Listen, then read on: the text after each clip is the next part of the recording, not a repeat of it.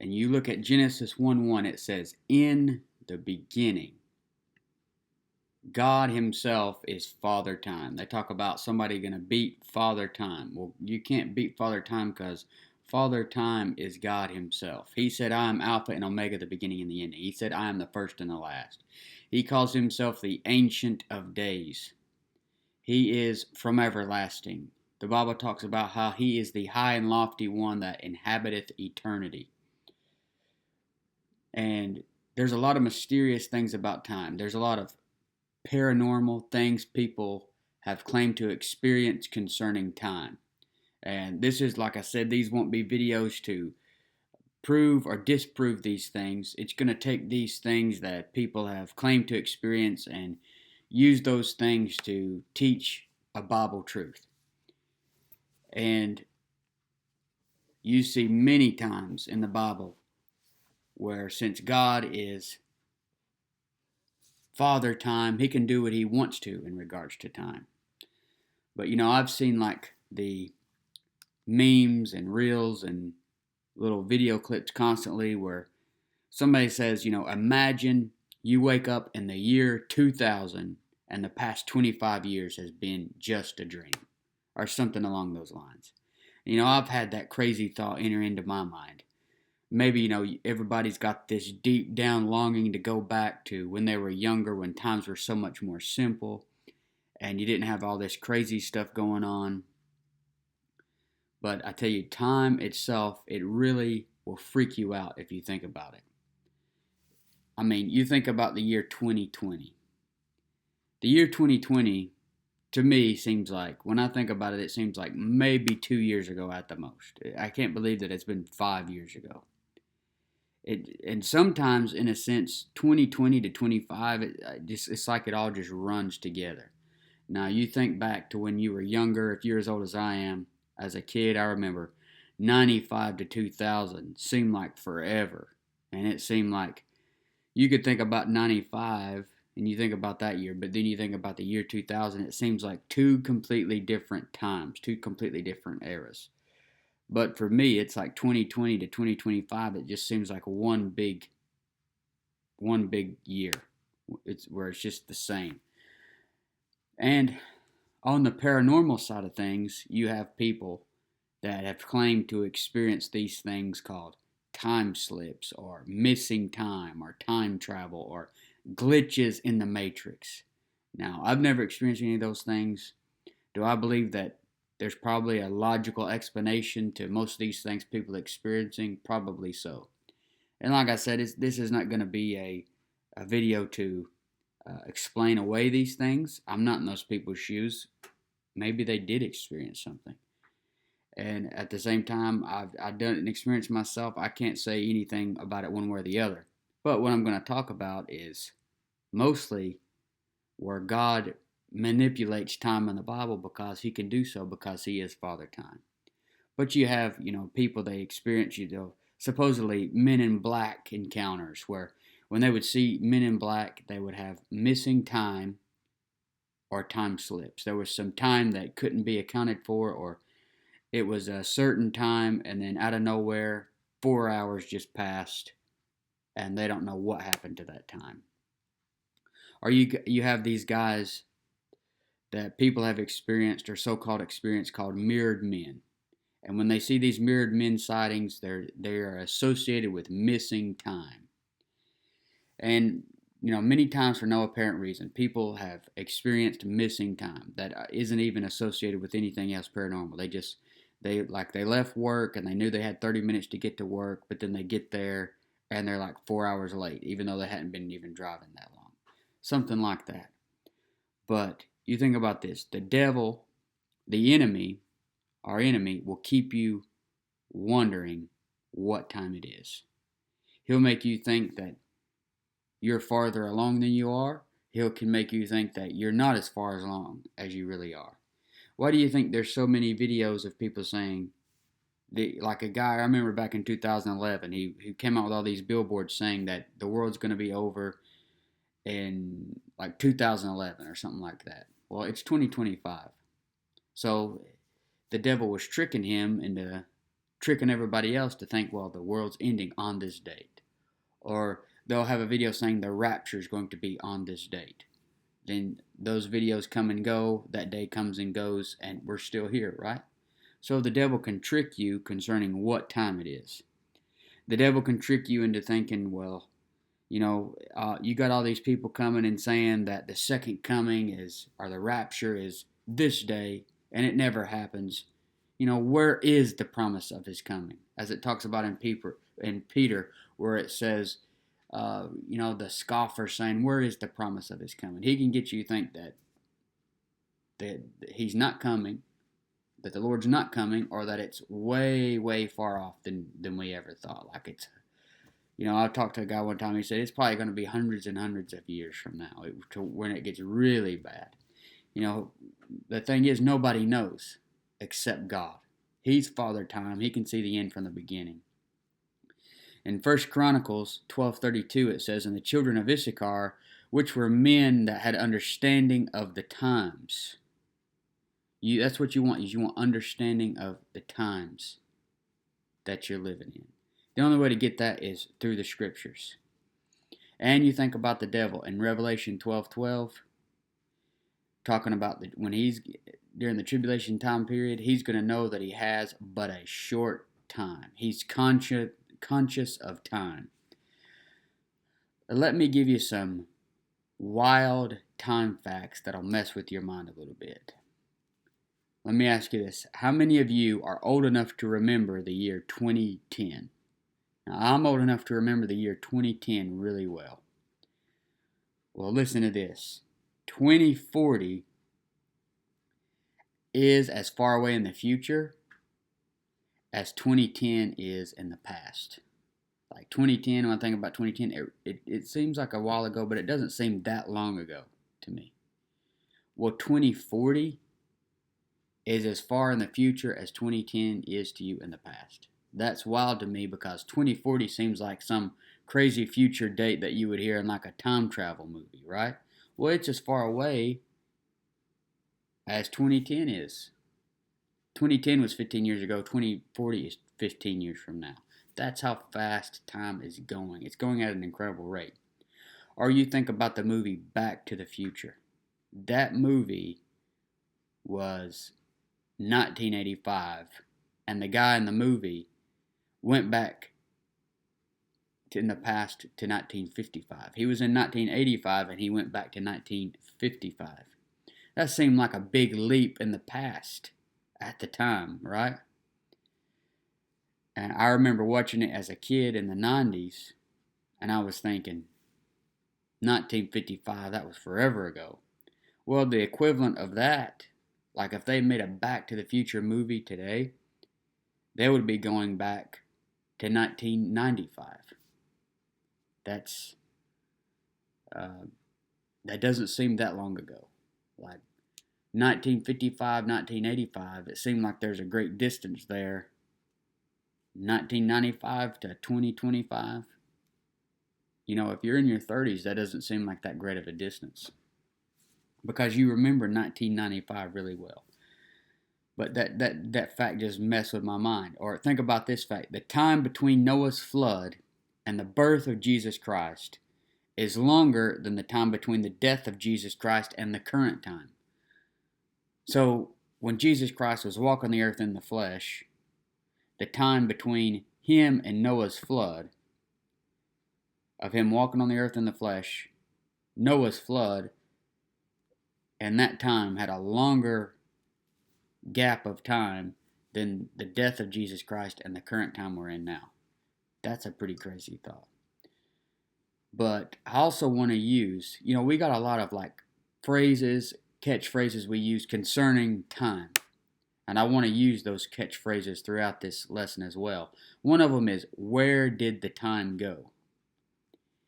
And growing up, I never lived with my parents. I was raised by my grandparents. So this means I was constantly around much older people, like 60 to 80-year-olds. And one thing I would always hear them say is, where did the time go? And one day, I was sitting in a restaurant with a friend of my grandparents, and they were showing my grandparents this old picture of when they were young, and they were talking about the past. And then all of a sudden, this friend of my grandparents, she all of a sudden she looks up, and it's like it hit her all of a sudden. She had this crazy look on her face, and she's like, "Where did the time go?" And even as a young kid, the way she said it and the way that she looked up gave me this weird, chilling, kind of ominous feeling. Because it's like, it just hit her like a brick in the face out of nowhere. She's like, "I'm 80 something years old. In this picture, I'm like 20 something years old." And to her, it didn't seem like it was that long ago. And she's like, "Where did the time go?" It was like, you had been robbed or something. Like you came home and all your stuff was just out of your house. It was gone. And that look somebody would have on their face like they had just gotten robbed, right? That's the look that was on her face. It was like time had robbed her of something. And she's like, "Where did the time go?"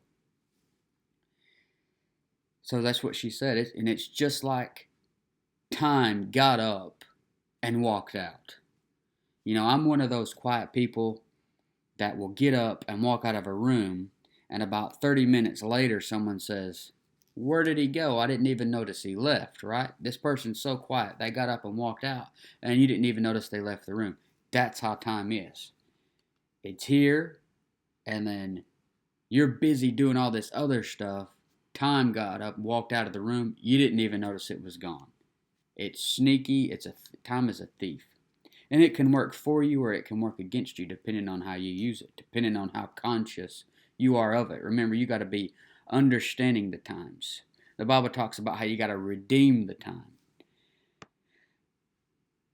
I'm in my mid 30s, getting closer to 40, and I can't imagine living my life over again.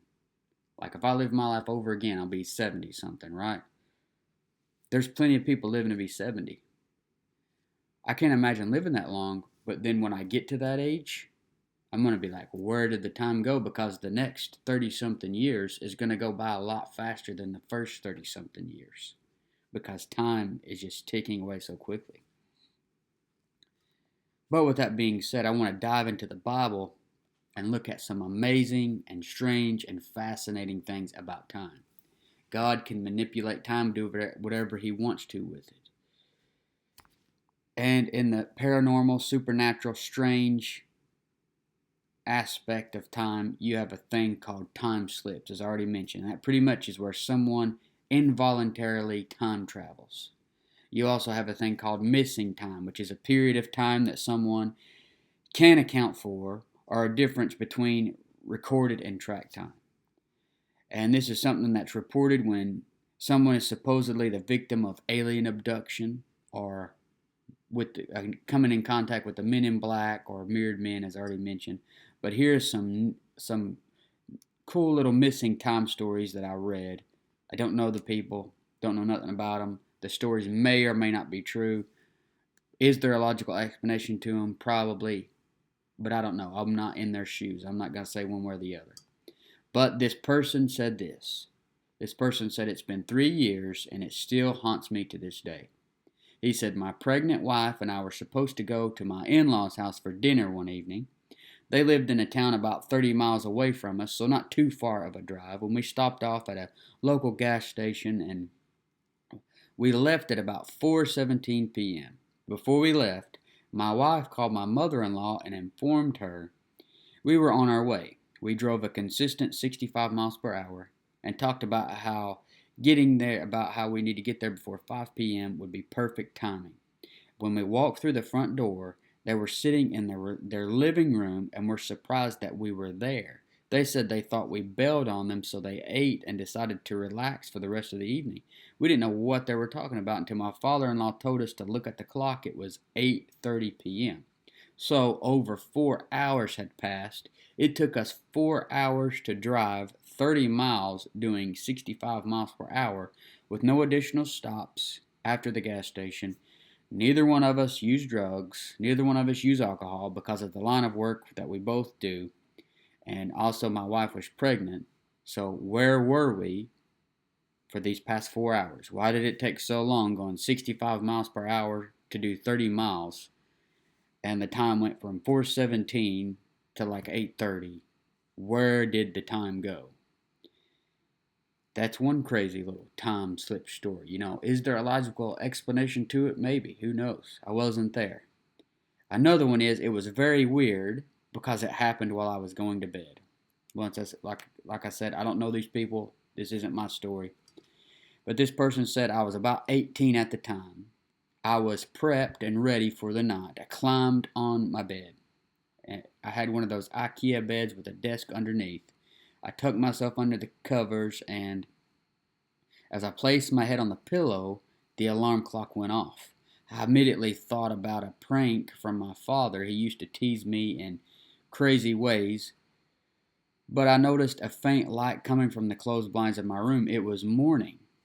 I haven't been pranked, and I was there, still amazed, still tired, as if those hours had never passed, as if the world's clock just jumped 8 hours forward. I didn't experience the usual putting head down, closing eyes, waiting for a bit, then waking up routine. For me, it was instantaneous. Honestly, I don't know what happened. I'm fairly open-minded, but I'm a skeptic at nature. I don't believe aliens abducted me or any crazy hypothesis of this sort. Maybe I was so tired I fell asleep before even touching the pillow, and then the alarm clock went off. I wake up still tired, and my brain connected those two facts and rebuilt an internal story on how I experienced time as if it passed instantly for those 8 hours. It's the simplest explanation I can think of. So there's all kinds of crazy little time travel stories like that you can find all over the internet. Maybe there's something to them. Maybe there's not something to them. Is there a logical explanation for it? Maybe so. But throughout the Bible, you've got all kinds of cool time manipulation things going on that are true, that really did happen. Because since God is supernatural and He's outside of time, He can do whatever He wants to with it. Now, you think about like when you used to use a DVD. If you're old enough that you remember using a DVD. To me, it seems, I remember when DVDs just got popular. It don't seem like long ago. It don't seem right to me that people really don't use DVDs no more, but imagine like a DVD, and you could put that DVD in, and you got like scene selection. You go to scene selection, you can go to the beginning, you can go to the middle, you can go to the end, you can find your favorite scene. You hit that favorite scene, and you can watch it. You can go to the beginning credits, you can go to the end credits. God has time like that. He was there in the beginning. He's there in the end. I'm Alpha and Omega, the beginning and the end, He said. He can see it like a DVD player. If He wants to go here, He can go there. If He wants to go towards the end, He can go towards the end. If He wants to go back to the beginning and show somebody something from the beginning, He can do that. He is Father Time. He is eternity past. He's eternity future. And Isaiah 57:15 says, "For thus saith the high and lofty one that inhabiteth eternity." He inhabits eternity outside of time. Now think about this. You've got Adam. It talks about Adam over here in Genesis chapter 2. And you go through Genesis chapter 2, you can read about God making Adam and Eve. Adam showed up around 4004 BC. And then he died around 3074 BC. That was a long life he lived. But then you got this other guy named Methuselah. Who's the oldest man in the Bible? Methuselah, the oldest man in the Bible. Let me show you him. Let's look at Methuselah here. Genesis 5. Methuselah, 969 years, and he died in Genesis 5:27. He was born around 3317 BC. He was born while Adam was still alive, right? And he would have been alive for about 243 years while Adam was still alive. Well, guess what? Methuselah's grandson is Noah. Yeah, the Noah, like Noah's Ark Noah. Noah was born 2948 BC. So Noah would have obviously knew Methuselah, his grandfather, and Methuselah could have easily walked and talked with Adam. So even though much time had passed from the creation of Adam to Noah's flood, Noah could have spoke to somebody that had walked and talked with Adam. That's a wild thing if you think about it. Because these guys lived so long. They lived really long lives. Methuselah died around 2348. Methuselah's name actually means, when he is dead it shall be sent, talking about the flood. His name was prophecy. And Noah was 600 years old when Methuselah died. Methuselah, like I said, it's his grandfather. The flood hit around 2348. And 1,656 years between Adam and Noah's flood. There's 1,656 years between Adam and Noah's flood. Yet, Noah was almost alive when Adam was alive. Noah could have talked to people that walked and talked with Adam. That's some crazy Bible time facts right there. Then you got Noah dying around 1998 BC. But the Tower of Babel occurred around 2242 BC.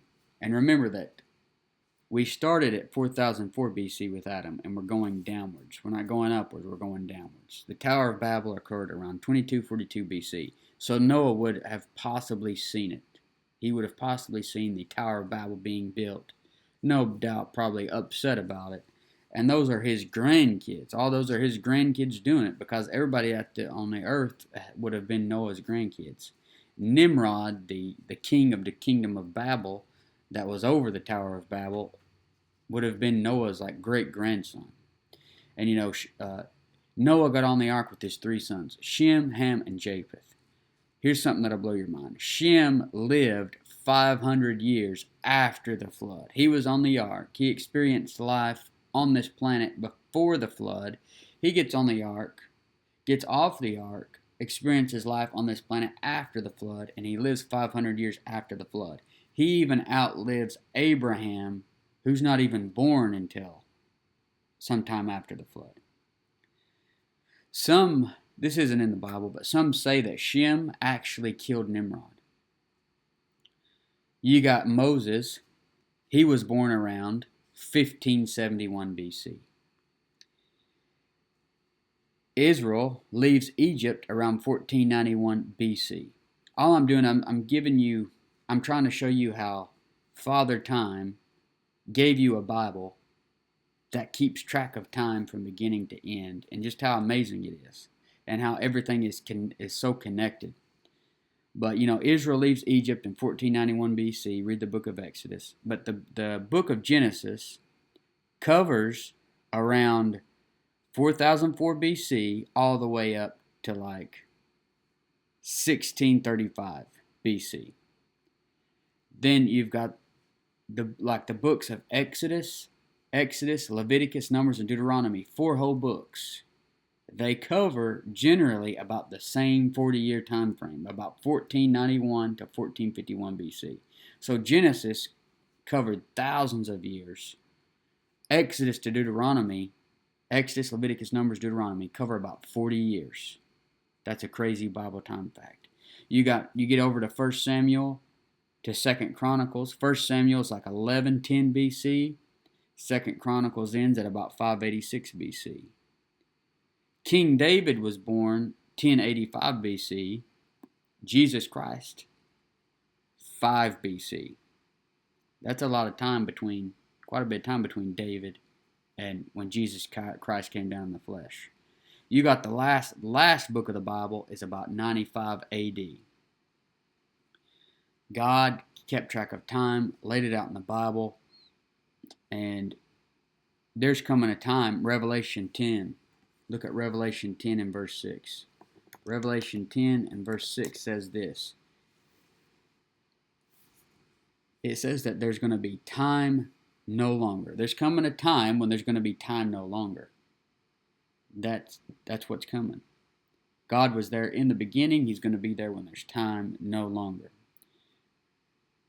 There is time. Time is a real thing. The Bible talks about a past. It talks about a present. It talks about a future. It talks about a time before time. It talks about a time when there's going to be time no longer. So the people that's saying that we're in a simulation, they're way off if you believe the Bible. I believe the Bible. I believe that the Bible is 100% true from beginning to ending. So since I believe that, I believe that we're definitely not in some type of simulation. I definitely don't believe that that that everything is just past or something like that. You got people that are believing that everything is past and things like weird things like that. But according to the Bible, there is a past, there's a present, there's a future. There's eternity past, there's eternity future. But we will one day go into eternity, which never ends. And the way that God views time is much, much different than how we view time. If you look at 2 Peter 3:8, it says, "But beloved, be not ignorant of this one thing, that one day with the Lord is as 1,000 years, and 1,000 years as one day." So to God, you remember yesterday, right? Well, that's the way God sees 1,000 years ago, just like it was yesterday. So the way he views time is much, much different. And you think about like that movie Interstellar. I seen a clip for that movie that was really fascinating, where these people they're looking for some other planet or something. I'm not exactly sure the reason. Like I said, I just seen this clip, but they get off on this other planet, and while they're on this other planet, time goes by, I guess, much quicker. And to them on this planet, what seemed like 15 minutes on this planet, well, they were on this planet for 15 minutes. Way back on Earth, like 23 years had passed or something like that. You think about it like that, where that's the way it is with God. With God, time is going by much faster for Him, where to us it seems like very slow and tedious. For Him, it's going by very quickly. That's a very fascinating thing about time in the Bible. One day with the Lord is as 1,000 years, and 1,000 years as one day. But what are some things we say about time? Like, where did the time go? Another one is, time flies when you're having fun. That's definitely true. Or when you're doing something you enjoy. Or just when you're really busy. It definitely feels like time is going by much faster when you're enjoying what you're doing or staying busy. A Bible example for this is when Jacob in Genesis 29:20, look at Genesis 29:20, it says, "And Jacob served 7 years for Rachel, and they seemed unto him but a few days, for the love he had to her." See, he had to work 7 years to get Rachel, but then Rachel's father tricks him and actually gives him his other daughter, which is Leah. And so he goes and works a whole nother 7 years for Rachel. And the time went by really fast for him because of the love he had for Rachel. Time can fly quicker depending on how your mind's looking at a thing. You think about the Lord and the work that He did to get His bride, which is made up of all believers, all saved people, right? It seems just like a few days for Him. You know, He died to get His bride 2,000 years ago. To Him, that probably seems like 2 days ago. One day with the Lord is as 1,000 years, 1,000 years in one day. He wanted to do it. It probably seemed like it went by going by really fast for Him. So time flies when you're having fun. That's a Bible pattern there. Jacob, it seemed but a few days for him. Or here's another one, going against the clock. You heard that catchphrase, going against the clock. You know, I see time. It kind of reminds me of those old Mario video games you played back in the 90s, where you're like the screen is pushing you forward and you can't go backward. It's like the screen's just constantly pushing you forward and you got to face what's right there in front of you. You can't go backwards like you can in the games today. At least I don't think you can today, but I don't think it's like that today. But you can't go backward in those old games. And that's the way life is. That's the way time is. It's like you're on one of those old Mario video games. Time is just pushing you forward and you can't go back. You got to face what's right there in front of you. If you missed a coin back there, too bad. Maybe you can get the next coin, right? It's like you're going against the clock. And the clock's just pushing you. Look at Psalm 90 and verse 10. Psalm 90 and verse 10. It says, the days of our years are 60 years and 10. A score is 20, so 60 would be 60. And you put 10 to that, that's 70. So he says the days of our years are 60 and 10. And if by reason of strength they be 80 years, which would be 80, yet is their strength labor and sorrow, for it is soon cut off, and we fly away. So you're going to get about 70 to 80 years, most likely, the average person you know. Some people live more, some people live less, but generally you got people dying about 70 or 80 years. That's how much time you got, and you're going against the clock. Like if you're 50, imagine you're 50 right now. Generally you may have 20 to 30 more years. That's all you got left, and it's like you're going against the clock. Hopefully you've got something that you're wanting to accomplish, some goals, some plans you want to do before that 20 or 30 years is up. And if you do live to be past 80, how much are you going to be able to do with the time that you do have left? How able are you going to be? But the Lord says, like in Ephesians 5:16, also in Colossians 4:5, he talks about redeeming the time. Buying back time that you had wasted, and using correctly the time that you have left. But you see, it's like you watch a basketball game, and the players are very mindful of how much time they have left on the shot clock, like 24 seconds left on the shot clock. When the shot clock is winding down, there's an urgency to get a shot off. Like 24 seconds isn't a long time, but your life is like that in light of eternity. Compared to eternity, your life is less than 24 seconds. In James 4:14, let me go there. James 4:14. It says this, whereas you know not what shall be on the morrow, for what is your life? It is even a vapor that appeareth for a little time and then vanisheth away. Say that you're listening to this and you don't believe the Bible. That's still true. Your life is just passing you up, passing by very quickly. And the older you get, the more it's going to go by. So are you going to make a play? Are you going to shoot the ball or make any type of move? Or are you just going to stand there and just hold the ball and let the shot clock go off and make that loud, annoying sound? That even if you're listening to this and you don't believe the Bible, you got to admit there's truth to that for you as well. Now, another famous thing we say is we got to stop the clock. You're going against the clock. There's another saying that is stop the clock. When a team is behind with a chance to catch up at the end of the game, they're going to call a timeout and it's going to stop the clock. And that can get them in a better position closer to the goal even. I can't stop the clock of my life, but I can insert something better in a certain slot of time in my life instead of doing something meaningless or unnecessary. Imagine someone getting 9 hours of sleep. They could wake up a couple hours early and use those hours they get up early to spend doing something that needs to be done towards or to do something that will help them complete a goal that they want to do. Now listen to this. We're going to get into stuff that if it happened right now, it would be considered like a paranormal thing that the Lord did because He is Father Time. There's an example of the Bible where the Lord stopped the clock so that someone could win a battle. In Joshua 10:13, it says, and the sun stood still and the moon stayed until the people had avenged themselves upon their enemies.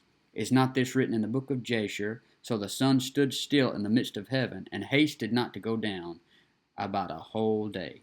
So there, the Lord stopped the clock. They say that there's a missing 24 hours. You can look that up. They say there's a missing 24 hours. Because the Lord has stopped the clock before. Another saying is living on borrowed time. You ever heard somebody say that? You're living on borrowed time. Pretty much after you get past 70s and 80s, you're living on borrowed time. And the fact that you're still here shows that the Lord is still wanting to use you for something, or that if you're not saved, He's giving you more chance to get saved. There's this king in the Bible that not many people talk about, and he lived on borrowed time for about 15 years. Pretty crazy story here. In 2 Kings 20, 5 through 6, you see Hezekiah is sick, and he's upset about it, so he prays to God. And the Lord says it says in 2 Kings 20 and verse 5, he says, "Turn again and tell Hezekiah, the captain of my people, thus saith the Lord, the God of David thy father, I have heard thy prayer, I have seen thy tears, behold, I will heal thee. On the third day thou shalt go up unto the house of the Lord, and I will add unto thy days 15 years. And I will deliver thee in this city out of the hand of the king of Assyria, and I will defend this city for mine own sake, and for my servant David's sake." Hezekiah got 15 years added to his life. He was living on borrowed time. The thing about Hezekiah living another 15 years, see how this, you've heard of butterfly effects, right? Here's you a Bible butterfly effect. Hezekiah lived another 15 years. During that 15 years, he has another son named Manasseh. This son Manasseh would grow up to be the most evil king that Judah ever had. He does horrible things. And even though Manasseh actually gets right with God in the future of his down the road in his life, he the damage that he did when he was evil, Judah felt the effects of it for a long time. But that's living on borrowed time for Hezekiah. Another saying is, if I could turn back time. I've had that thought many times. I'm sure you have too. If you could turn back time, you wish maybe you could go back to the 6th grade knowing what you know now. But then I think if I had the option, I still wouldn't do it, because then you'd miss your family. That's the thing that would be holding you back. If God said, I'll let you go back, I'll turn back time and let you go back to you being a kid knowing what you know now, do you really want to not have your family? You'd miss your family too bad. You'd go crazy. And, your kids wouldn't be you'd have to have all the right things fall into place all over again just to get your wife back, your same wife back, same kids back. You'd just go crazy. But many people would love to turn back the hands of time and correct past mistakes, right? Well, there's a Bible example when God, Father Time himself, turned the clock back. And that's Isaiah 38:8. And it says, "Behold, I will bring again the shadow of the degrees, which is gone down in the sundial of Ahaz," how they used to keep track of time, the sundial. And he makes it the sundial to go 10 degrees backward. So the sun returned 10 degrees, by which degrees it was gone down. So he had the sundial go back 10 degrees. And you see, Hezekiah, that same guy that got added to his life 15 years, he's the son of this king, Ahaz, who had his sundial to go backwards. The Lord caused Ahaz's sundial to go backwards. Ahaz has a son named Hezekiah. And Babylon's astrologers and whatnot came to inquire with Hezekiah about this wonder that had taken place, because they seen it, because they're astrologers and whatnot, and they saw how time had went 10 degrees backward. So you can't turn back time. You can't stop the clock. Only God can do that. But there is some things that God allows you to do with time. One of those is the common phrase, make up for lost time. Like I said, you are to redeem the time. Redeem means to buy back. In that sense, you can get it back. But how? One way, something like record your voice. If you record something that's going to help someone get closer to God, and that recording continues to get played even after you're dead, you get that time back. I'm all the time listening to like Alexander Scorby read the Bible. He's dead now. I don't know how long, probably for a long time. But think about how many hours and hours and hours his voice is being played. And it's like he's already bought back more time than he actually lived, if you think about it like that. It's like you live on after your death and you make up for lost time. All the time that you wasted can be bought back. Put the Word of God out. Put Bible principles into the heart of your children. You're putting out the Word of God to people. You're putting Bible principles into the heart of your kids.